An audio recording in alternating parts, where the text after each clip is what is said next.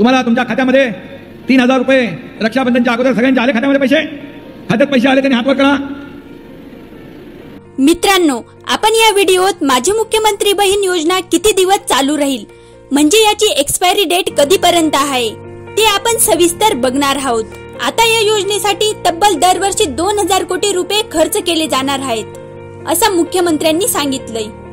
आता जर आपण बघितलं तर हा खर्च महाराष्ट्राच्या तिजोरीसाठी खूपच जास्त आहे. कारण अशा योजनेमुळे जो मेन आपल्या इन्फ्रास्ट्रक्चर साठी खर्च असतो तो पूर्ण होऊ शकत नाही. आता यावर राज ठाकरेंनी सुद्धा टिप्पणी केलीये. ते म्हणताय की महाराष्ट्राच्या तिजोरीत एवढे पैसे कसे आले आणि महाराष्ट्र अशा योजनेमुळे कंगाल होत चाललाय. आता फक्त वोट मिळवण्यासाठी आणि आपली खुर्ची टिकवण्यासाठी जनतेच्या भावनांसोबत खेळणं फार चुकीचं आहे. आता मित्रांनो, तुमच्या प्रश्नाचं उत्तर म्हणजेच ही योजना किती दिवस टिकेल ते बघूया. आता सरकारची तिजोरी झालीये खाली.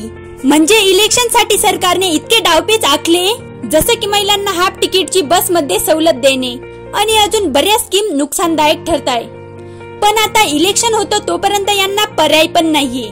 आता इलेक्शन होऊ शकतं नोव्हेंबर मध्ये, म्हणजे नोव्हेंबर पर्यंत ह्या स्कीम चालूच राहणार. आता मित्रांनो, काही जणांचे प्रश्न आहे की जर हे सरकार निवडून आलं तर ही योजना यापुढेही चालू राहील का, आणि जर दुसरं सरकार निवडलं तर स्कीम बंद होऊन जाईल. पण मित्रांनो, सरकार कोणतंही असो, एकनाथ शिंदे जरी निवडून आले तरी ही स्कीम बंद होईल. कारण ज्या कारणांसाठी खर्च करायला पाहिजे, जसं की इन्फ्रास्ट्रक्चर वगैरे, त्या गोष्टींसाठी सरकारकडे पैसेच वाचत नाहीये.